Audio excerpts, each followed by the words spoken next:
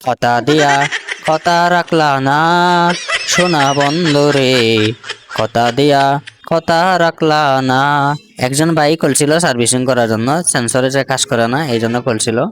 খোলার পরে তো আগে যেভাবে আসছিল এভাবে ঠিকঠাকটা হলো না, এই জন্য যেন একটা কষ্টের গান। কারণ উনি তো শুক্রবারে কাজ করছে, শুক্রবারে তো দোকানপাট বন্ধ ছিল, উনি খুলছে।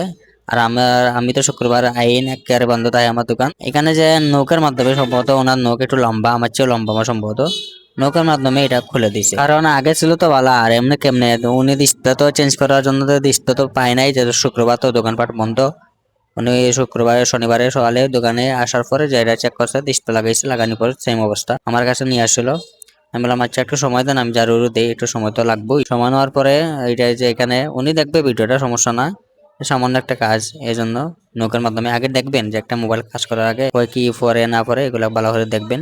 উনি টিন খুলছে, টিনগুলো তো লাগিয়ে না। আরো কিছু কিছু আছে কাস্টমার যে সময় দিতে চায় না, মনে করে যে টেয়া দিয়ে কাজ করাইবো, সাথে সাথে দিলাইবো। নগদে যে কাজ বা একটু সময় নিয়ে কাজ করলে একটা সুন্দর হয়, একটা ইয়ে হয়, এগুলো তো তারা বুঝবে না। আমরা তো বুঝে বসে একটা নিখুঁতভাবে কাজ করতে হলে অনেক সময়ও লাগে।